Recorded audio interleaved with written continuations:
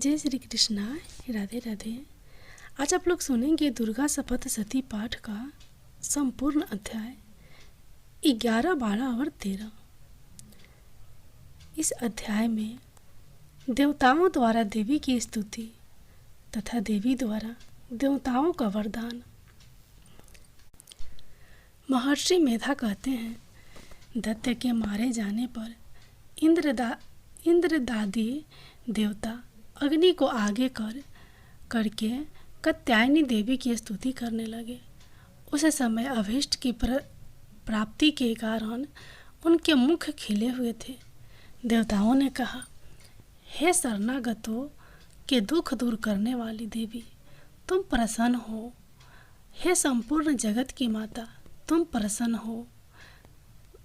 विंध्येश्वरी, तुम विश्व की रक्षा करो, क्योंकि तुम इस चर और अचर की ईश्वरी हो। हे देवी, संपूर्ण जगत की आधार रूप हो, क्योंकि तुम पृथ्वी रूप में भी स्थित हो और अत्यंत पराक्रम वाली देवी हो। तुम विष्णु की शक्ति हो और विश्व की बीज परम माया हो, और तुमने ही इस संपूर्ण जगत को मोहित कर रखा है। तुम्हारे प्रसन्न होने पर ही यह पृथ्वी मोक्ष को प्राप्त होती है।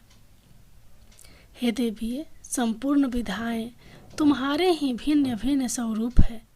इस जगत में जितनी स्त्रियां हैं वह सब तुम्हारी ही मूर्तियां हैं। एकमात्र तुमने ही इस जगत को व्याप्त कर रखा है। तुम्हारी स्तुति किस प्रकार हो सकती है, क्योंकि तुम परम बुद्धि रूप हो और संपूर्ण प्राणी रूप, स्वर्ग और मुक्ति देने वाली हो।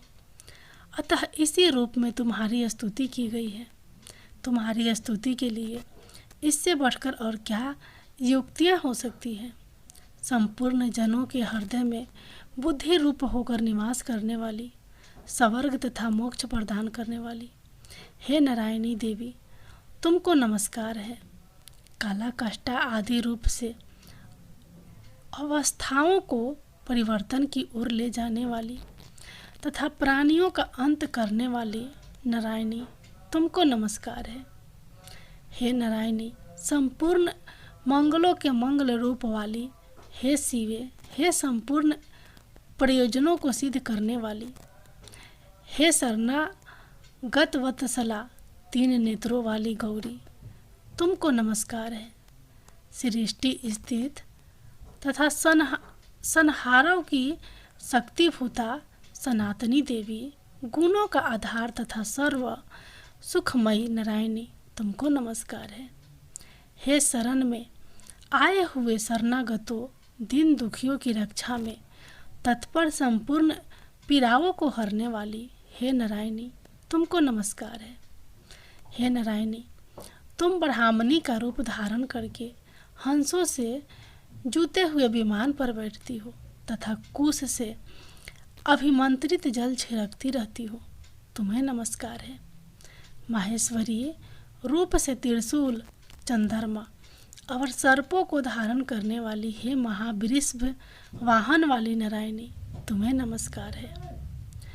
मोड़ों तथा मुकुटों से घिरी रहने वाली महाशक्ति को धारण करने वाली, हे कौमारी रूपधारिणी निष्पाप नारायणी, तुम्हें नमस्कार है। हे शंख चक्र गद फर श्राग धनुष रूप आयुधों को धारण करने वाली वैष्णवी शक्ति रूपा नारायणी, तुम हम पर प्रसन्न हो, तुम्हें नमस्कार है। हे दांतों पर पृथ्वी धारण करने वाली वराह रूपिणी कल्याणमयी नारायणी, तुम्हें नमस्कार है। हे उग्र नृसिंह रूप से दैत्यों को मारने वाली, त्रिभुवन की रक्षा में संलग्न रहने वाली नारायणी, तुम्हें नमस्कार है। हे मस्तक पर किरीट और हाथ में महावर्ज धारण करने वाली, सहस्त्र नेत्रों के कारण उज्ज्वल, वृतासुर के प्राण हरने वाली इंद्रिय शक्ति, हे नारायणी, तुम्हें नमस्कार है। हे शिवदूती स्वरूप, से दैत्यों के महामद को नष्ट करने वाली, हे घोर रूपी वाली, हे महाशब्द वाली, नारायणी तुम्हें नमस्कार है। दाढ़ों के कारण विकराल मुख वाली, मुंड माला से विभूषित मुंड मर्दनी चामुंडा रूपा नारायणी तुम्हें नमस्कार है। हे लक्ष्मी लज्जा महाविद्या श्रद्धा पुष्टि सुवधा ध्रुवा महारात्रि तथा महाविद्या रूपा नारायणी तुमको नमस्कार है। मेधा सरस्वती ऐश्वर्य रूपिणी पार्वती महाकाली नियंता तथा ईश्वर रूपिणी नारायणी तुम्हें नमस्कार है। हे सर्वरूप सर्वशक्ति युक्त देवी हमारी भय से रक्षा करो तुम्हें नमस्कार है। हे कात्यायनी तीनों नेत्रों से भूषित यह तेरा सौम्य मुख सब तरह के डरों से हमारी रक्षा करे तुम्हें नमस्कार है। हे भद्रकाली ज्वालाओं के समान भयंकर अति उग्र एवं संपूर्ण असुरों को नष्ट करने वाली तुम्हारा त्रिशूल हमें भयों से बचावे तुमको नमस्कार है। हे देवी जो अपने शब्द से इस जगत को पूरित करके दैत्यों के तेज को नष्ट करता है, वह आपका घंटा इस प्रकार हमारी रक्षा करे जैसे कि माता अपने पुत्रों की रक्षा करती है। हे चंडिके असुरों के रक्त और चर्बी से चर्चित जो आपकी तलवार है वह हमारा मंगल करे हम तुमको नमस्कार करते हैं। हे देवी तुम जब प्रसन्न होती हो तो संपूर्ण रोगों को नष्ट कर देती हो और जब रुष्ट हो जाती हो तो संपूर्ण वंचित कामनाओं को नष्ट कर देती हो और जो मनुष्य तुम्हारी शरण में जाते हैं उन पर कभी विपत्ति नहीं आती बल्कि तुम्हारी शरण में गए हुए मनुष्य दूसरों को आश्चर्य देने योग्य हो जाते हैं। अनेक रूपों से बहुत प्रकार की मूर्तियों को धारण करके इन धर्मद्रोही असुरों का तुमने संहार किया है, वह तुम्हारे सिवा कौन कर सकता था। चतुर्दश विद्याएं षष्ठ शास्त्र और चारों वेद तुम्हारे ही प्रकाश से प्रकाशित हैं, उनमें तुम्हारा ही वर्णन है और जहाँ राक्षस विषैले सर्प शत्रुघ्न है वहाँ और समुद्र के बीच में भी तुम साथ रहकर इस विश्व की रक्षा करती हो। हे विश्वेश्वरी तुम विश्व का पालन करने वाली विश्व रूपा हो, इसलिए संपूर्ण जगत को धारण करती हो। इसलिए ब्रह्मा विष्णु महेश की भी वंदनीय हो जो भक्ति पूर्वक तुमको नमस्कार करते हैं, वह विश्व को आश्चर्य देने वाले बन जाते हैं। हे देवी तुम प्रसन्न हो और असुरों को मारकर जिस प्रकार हमारी रक्षा की है ऐसे ही हमारे शत्रुओं के सदा हमारी रक्षा करती रहो। संपूर्ण जगत के पाप नष्ट कर दो और पापों तथा उनके फल स्वरूप होने वाली महामारी आदि बड़े बड़े उपद्रव को शीघ्र ही दूर कर दो। विश्व की पीड़ा को हरने वाली देवी शरण में पड़े हुओं पर प्रसन्न हो। त्रिलोक निवासियों की पूजनीय परमेश्वरी हम लोगों को वरदान दो। देवी ने कहा, हे देवताओं मैं तुमको वर देने को तैयार हूँ, आपकी जैसी इच्छा हो वैसा वर मांग लो, मैं तुमको दूंगी। देवताओं ने कहा, हे सर्वेश्वरी त्रिलोकी के निवासियों की समस्त पीड़ाओं को तुम इसी प्रकार हरती रहो और हमारे शत्रुओं को इसी प्रकार नष्ट करती रहो। देवी ने कहा, वैवस्वत मनवंतर के 28वें युग में 2 और महा असुर शुंभ और निशुंभ उत्पन्न होंगे। उस समय मैं नंद गोप के घर से यशोदा के गर्भ से उत्पन्न होकर विंध्याचल पर्वत पर शुंभ और निशुंभ का संहार करूंगी। फिर अत्यंत भयंकर रूप से पृथ्वी पर अवतीर्ण होकर मैं प्रचित नामक दानवों का नाश करूंगी। उन भयंकर महाअसुरों को भस्म करते समय मेरे दांत अनार पुष्प के समान लाल होंगे। इसके पश्चात स्वर्ग में देवता और पृथ्वी पर मनुष्य मेरी स्तुति करते हुए मुझे रक्त तनिका कहेंगे। फिर जब 100 वर्षों तक वर्षा न होगी तो मैं ऋषियों के स्तुति करने पर आयोनिज नाम से प्रकट होंगी और अपने 100 नेत्रों से ऋषियों की ओर देखूंगी। अतः मनुष्य सताक्षी नाम से मेरा कीर्तन करेंगे। उसी समय मैं अपने शरीर से उत्पन्न हुए प्राणों की रक्षा करने वाले शाकों द्वारा सह प्राणियों का पालन करूंगी। और तब इस पृथ्वी पर शाक भरी के नाम से विख्यात होखूंगी और इसी अवतार में मैं दुर्ग नामक महाअसुर का वध करूंगी और इससे मैं दुर्गा देवी के नाम से प्रसिद्ध हो जाऊंगी। इसके पश्चात जब मैं भयानक रूप धारण करके हिमालय निवासी ऋषियों महर्षियों की रक्षा करूंगी, तब भीमा देवी के नाम से मेरी ख्याति होगी। और जब फिर अरुण नामक असुर तीनों लोकों को पीड़ित करेगा, तब मैं असंख्य भ्रमों का रूप धारण करके उस महादैत्य का वध करूंगी। तब स्वर्ग में देवता और मृत्यु लोक में मनुष्य मेरी स्तुति करते हुए मुझे भ्रामरी नाम से पुकारेंगे। इस प्रकार जब जब पृथ्वी राक्षसों से पीड़ित होगी, तब तब मैं अवतरित होकर शत्रुओं का नाश करूंगी। अब सुनिए 12वां अध्याय।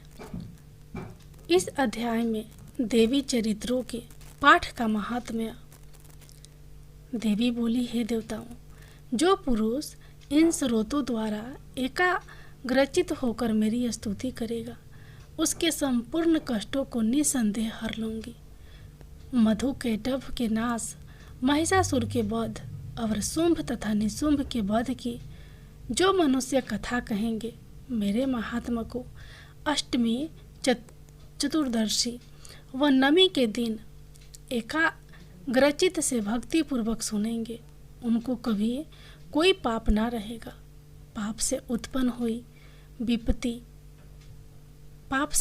हुई विपत्ति भी उनको न सताएगी। उनके घर में दरिद्रता ना होगी और ना उनको प्रियजनों का बिछोर होगा। उनको किसी प्रकार का भय ना होगा।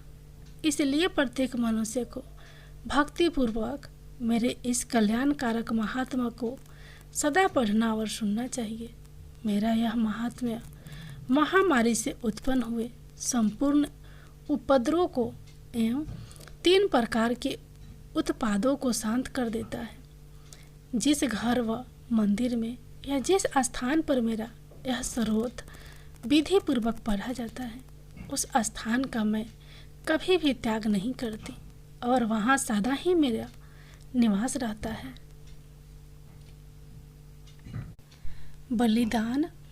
बलिदान, पूजा, होम तथा महोत्सवों में मेरा यह चरित्र उच्चारण करना तथा सुनना चाहिए।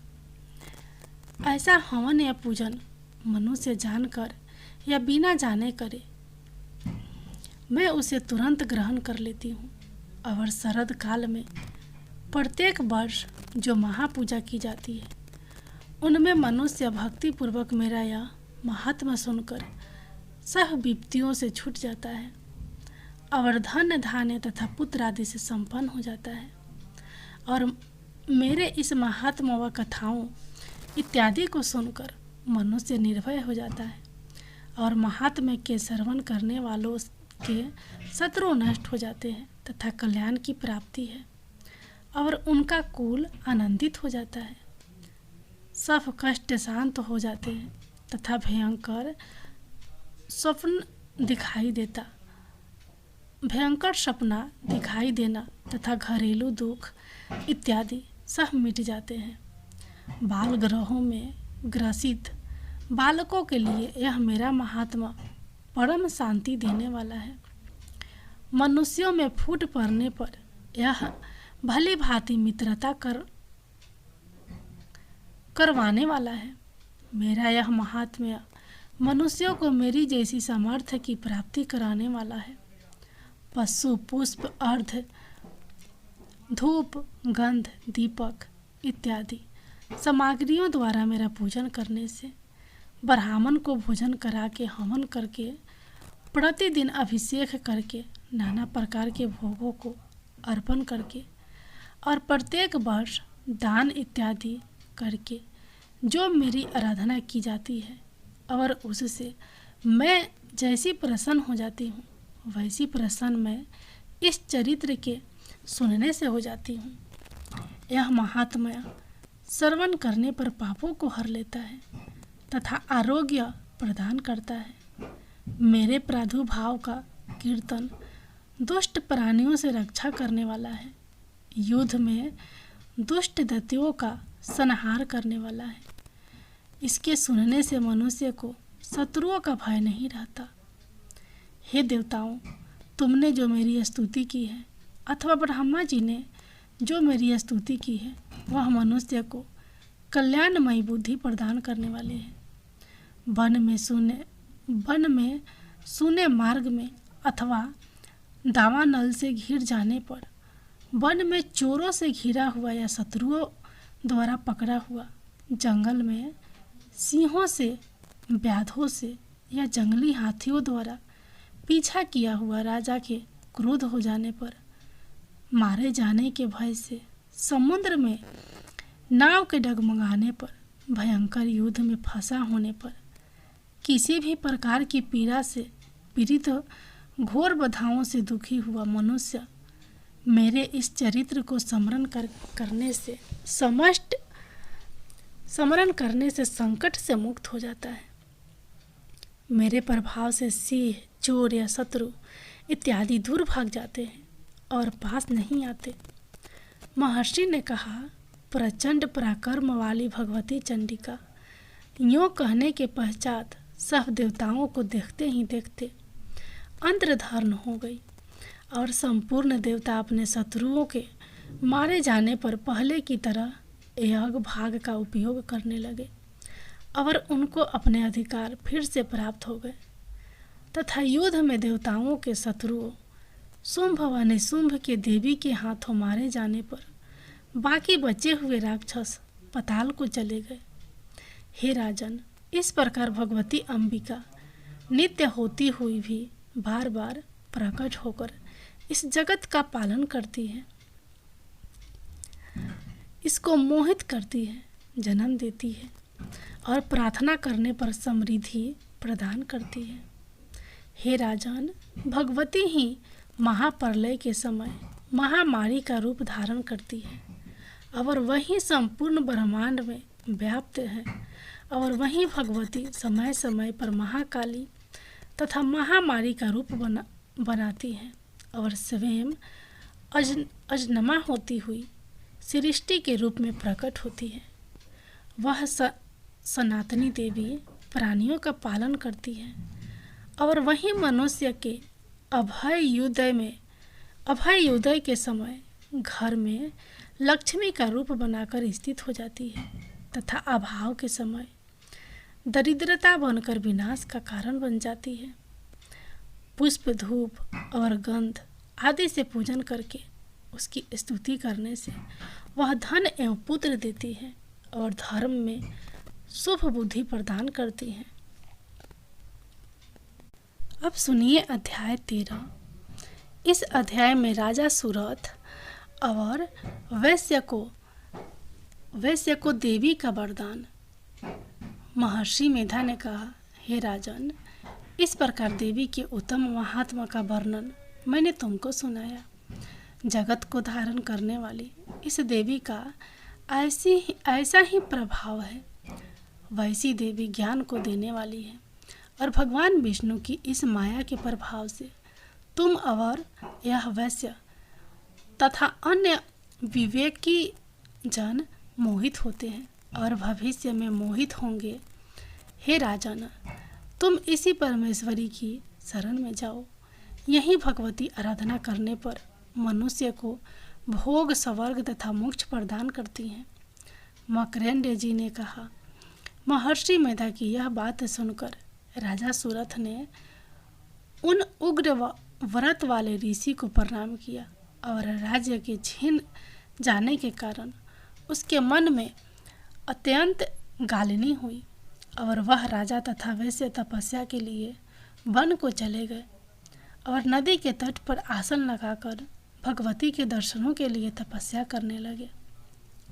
दोनों ने नदी के तट पर देवी की मूर्ति बनाई और पुष्प, धूप, दीप तथा हवन द्वारा उसका पूजन करने लगे। पहले उन्होंने आहार को कम कर दिया, फिर बिल्कुल निराहार रहकर भगवती में मन लगाकर एकाग्रतापूर्वक उसकी आराधना करने लगे। वह दोनों अपने शरीर के रक्त से देवी को बलि देते हुए 3 वर्ष तक लगातार भगवती की आराधना करते रहे। 3 वर्ष के पश्चात जगत का पालन करने वाली चंडिका ने उनको प्रत्यक्ष दर्शन देकर कहा, देवी बोली, हे राजन तथा अपने कुल को प्रसन्न करने वाले वैश्य, तुम जिस वर की इच्छा रखते हो वह मुझसे मांगो, वह वर मैं तुमको दूंगी, क्योंकि मैं तुम पर अत्यंत प्रसन्न हूँ।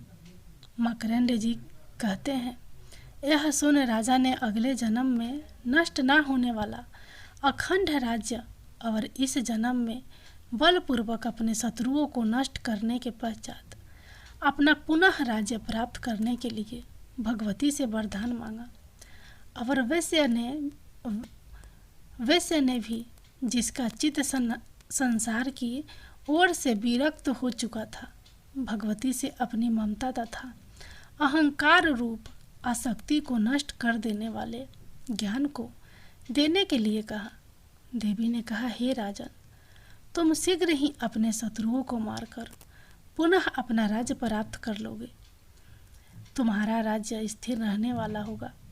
फिर मृत्यु के पश्चात आप सूर्य देव के अंश से जन्म लेकर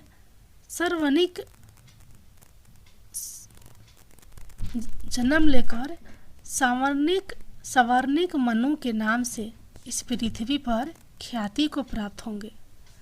हे वैश्य कुल में श्रेष्ठ, आपने जो मुझसे वर मांगा है वह आपको देती हूँ। आपको मोक्ष को देने वाले ज्ञान की प्राप्ति होगी। मार्कंडेय जी कहते हैं, इस प्रकार उन दोनों को मनवांछित वर प्रदान कर तथा उनसे अपनी स्तुति सुनकर भगवती अंतर्धान हो गई। और इस प्रकार क्षत्रियों में श्रेष्ठ वह राजा सुरथ भगवान सूर्यदेव से जन्म लेकर इस पृथ्वी पर सवर्णिक मनु के नाम से विख्यात हुए। श्री दुर्गा सप्तशती पाठ समाप्त हुए। प्रेम से बोलिए दुर्गा माता की जय।